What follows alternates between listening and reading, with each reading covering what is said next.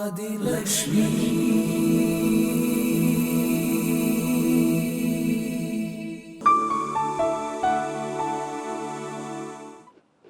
everyone. Thank you for having me here today. So this is my first speaking event, and I must say that I'm like fluctuating between excitement and paranoia. And if I lose focus, I'm just going to start singing today. So probably towards the end. But yeah, thank you so much to Sarita and Priyanka for giving me this opportunity to share my journey.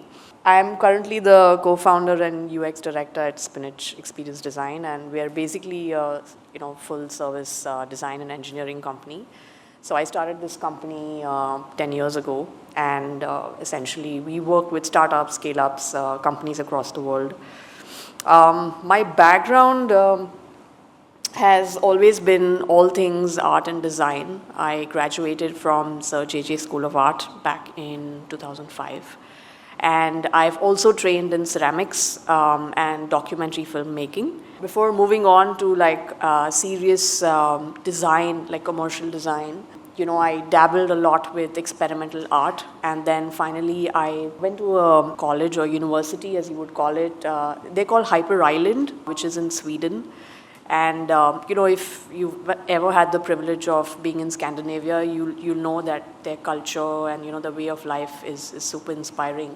A lot of my life, I think, decisions, the way I look at life changed, after I went to Hyper Island.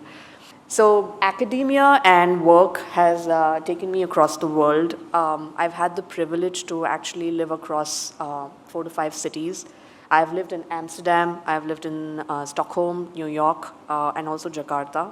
So, I've seen a spectrum of life, but then, there is this force of nature that eventually brought me back to Bombay. I came back to Bombay in 2011. As a design person, I've been heavily influenced by culture and mythology, and essentially my travel, my experiences, the way I look at life, that's what's basically shaped me as a person. So these are basically snippets from my work life, and that was snippets from my fun or academic life. I started my career in 2005. So my first career was actually in advertising as an art director. And then I moved on to digital design with Hyper Island and all of that. So yeah, so these are snippets of my work life, essentially after I started Spinach. And to be honest, my journey or the awareness of my journey actually started when I started this company. So this is actually where it all sort of begins for me, right? And we read about this, right? Like a company, when you start a company as an entrepreneur, you'll have your ups and downs, you'll have your challenges, but essentially this journey, which is very, very special to me, the reason why it is special to me is because it basically took me on a journey inward.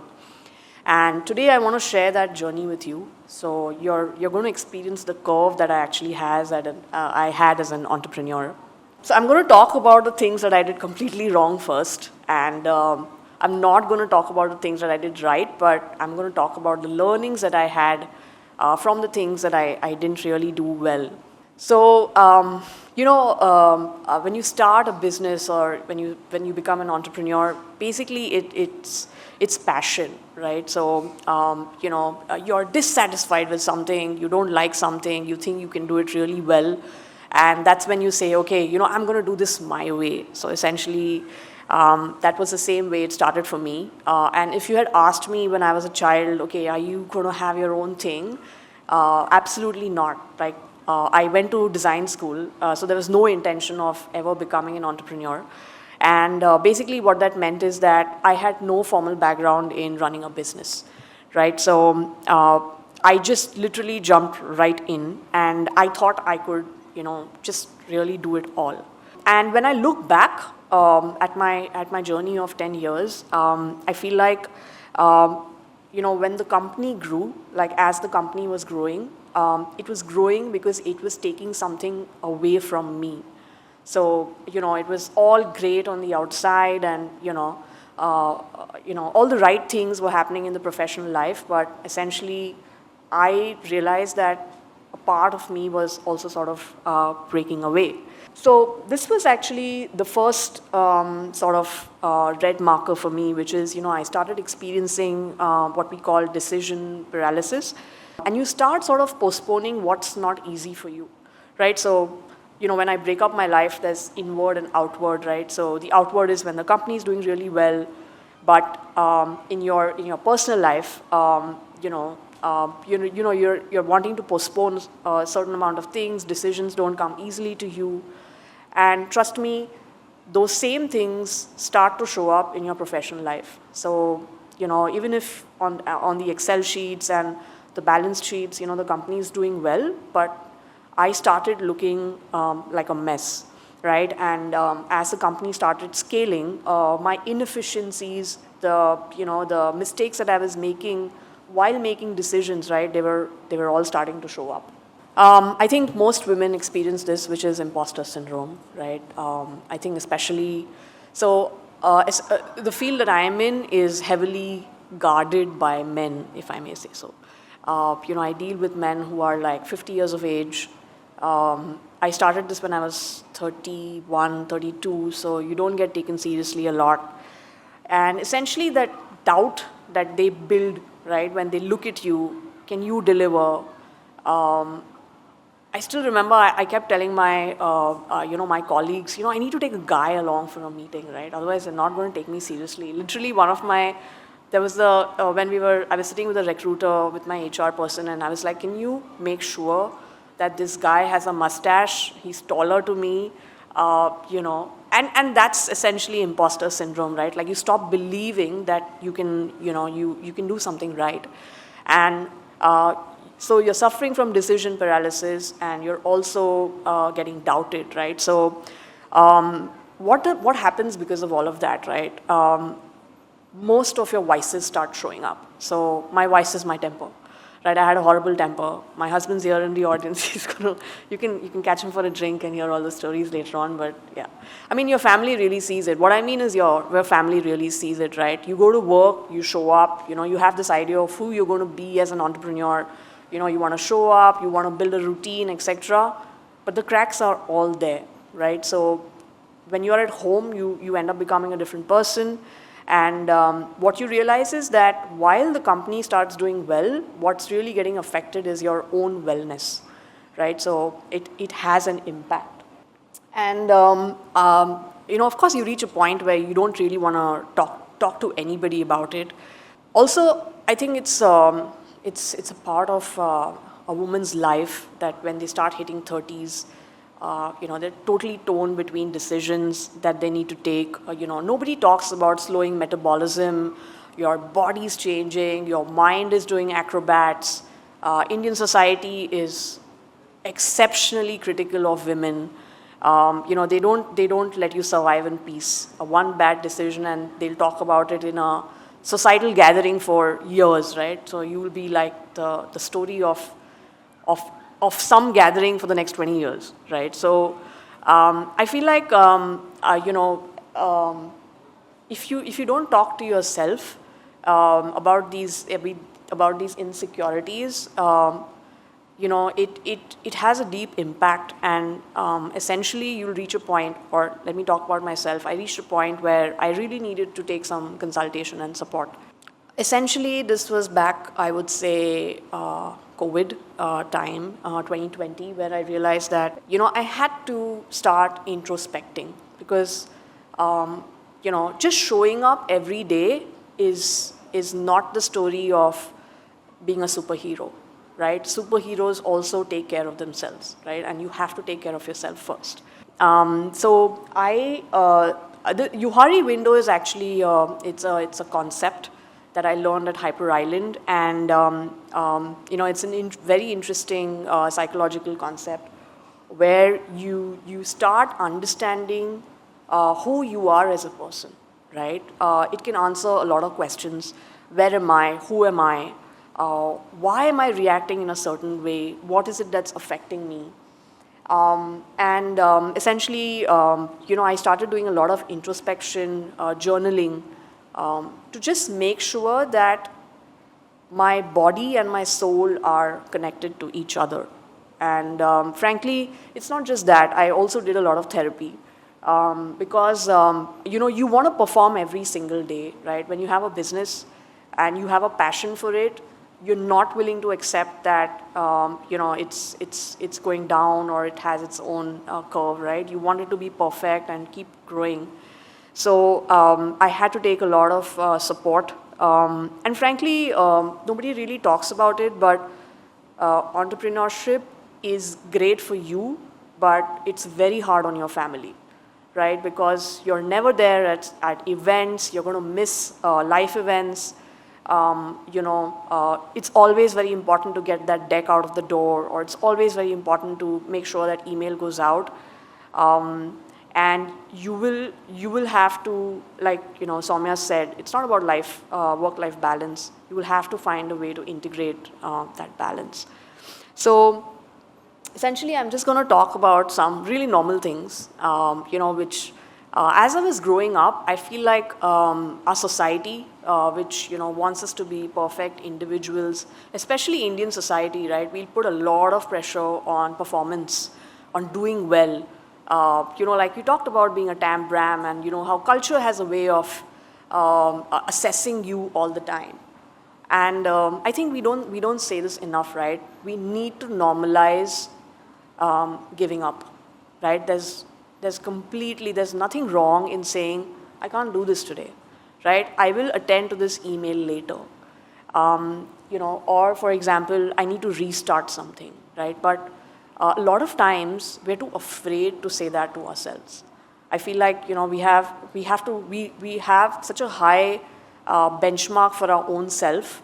We build such a big sort of, a tall stack of expectations for our own self that we don't realize that a lot of this is what takes us forward, right? The more you discover what you're feeling uncomfortable with, it's what's going to take you forward. Hard work does have repercussions, right? You might hit the gym, you might wake up at 5 a.m., journaling, and of course, all of that is part of a work-life balance. But if you are planning to do this for a long period of time, remember there are repercussions, right? So you will have to be okay with the compromises you're going to make, right? Or the sacrifices you're going to make, but are you willing to talk about it? The question is, instead of getting into a place where, you're constantly having this fight with yourself, sort of difficult conversations with your family, are you willing to talk about it? Right? So I do believe that there is no other way of putting it. Hard work has repercussions. Putting in 12, 13 hours a day is again, glorified a lot, especially in the Indian culture. But, your body is going to respond in a certain way, right? So be careful, embrace the choices that you're making as an entrepreneur, and listen to your body, right? Your body. Listen to your family as well. They're all your well-wishers. Often when you're on this journey, it's not just that you don't have time for them. When they get critical of you, you're not willing to accept it. So actually, family is your best ecosystem, right? They are the ones who are always going to be there for you. So, you must speak to your family when you're on this journey. Face your shortcomings. I think that's another thing that, it's not like it's a shortcoming. I'm not going to say it like it's a bad thing, but essentially the minute you acknowledge the fact that you're not good at something, it helps you go out and take help. Right? When I say help, it could be of different things. You might just want to have a chat, you might want to have a coffee, or you might want to have a community like, LXMI, who's wanting to support you the right way, right? But first things first, accept it that you're great at certain things and you're not good at certain things, right? And only once you have that acceptance are you going to be able to actually act upon that, right? So I feel like, the strength, you will have more strength once you start facing your shortcomings. And lastly, this, right? I believe I spent a lot of my life in pressure. I come from a family of very high academic, XYZ, and I went to a government college. So my idea of success was not human. Let's just put it like that, was not human. And believe me, success is what you define for yourself, and every day is successful, right? So anything and everything that you do, you have to believe that you have done the right thing for yourself, right? So it's not social. It's not what people or your parents can talk about. It's how you feel. It's very, very personal. So I'm just going to share a couple of things that I do for myself. I do a lot of self-talk. I talk to myself a lot, right? You must have heard this, right? Like, I don't know if you see these Instagram videos where Ronaldo, before he takes the cake, he's like pumping himself up. I do no such thing. I just tell myself, you're going to get through the day. So don't worry about it. You're going to get through the day, right? So my first one is you need to design your own cape, right? You are your own superhero, right? Your cape can be anything, right? It could have holes that you don't want to stitch. It can be colorful, it can be embroidered, it can be anything, but essentially it is your personality, right? And it is essentially your tried and tested methodology. So when you are feeling uncertain, remember who you are every single day, and that's your cape. And along the way, pick up some nice things, embellish it. You like something about someone else, write it down and say, hey, can I do this for myself? So I believe that we all have the superpower of designing our own cape. Spend time with yourself. We're always constantly moving in someone's face and talking to someone or picking up calls and WhatsApping and, always trying to have a Saturday, Sunday and all of that, right? Especially at my age, there's a lot of pressure. My friends are like, oh, you never have time for us. And then, you're constantly trying to do something. But once in a while, I would suggest every day, I wouldn't say once in a while, every day, even if you're, working in a huge company or you just have a small company, lock yourself in a room or in the bathroom and spend 10 minutes with yourself, right? No phone, nothing. Like you totally you deserve that, right? As a person, just 10 minutes with no noise, right? And we shouldn't take, essentially when you say grow your inner wheel or spend time with yourself, it's about not taking things too seriously, right? Like most of the times we are like, okay, I'm going to go and hide somewhere. I didn't do this right, or I didn't live up to my expectations. But this is not that. This is not about self-talk. This is about just nothing. Your brain just sort of blanks out for some time, right? And that's what you deserve.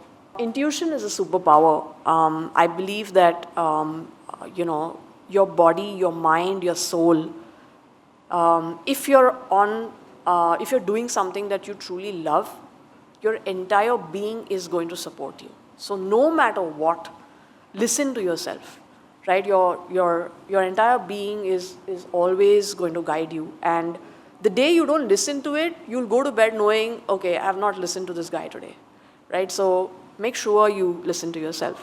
Lastly, I would say that it's a privilege to be an entrepreneur.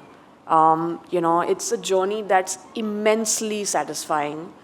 I'm not sure about where, what I did what my company does in the next 10 years is of any consequence to me or not, but I am so satisfied with the journey that it gave me because I got the chance to actually discover myself.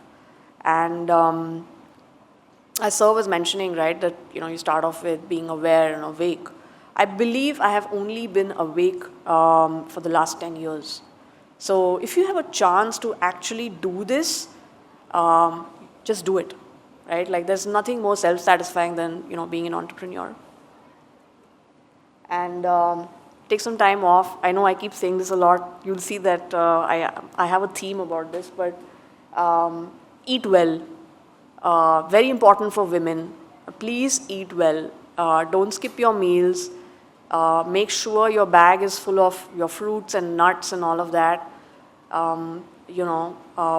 There is not enough conversation around women's health, especially in entrepreneurship, right? So, like I said, what it does to your body and mind, you're not alone in this journey, right? There is a lot of support out there. But definitely, I think it's not talked about enough, especially even, women who are trying to handle motherhood. with starting their own businesses, etc. Right? You'll feel like you're all alone, but you're really not. So take care of yourself.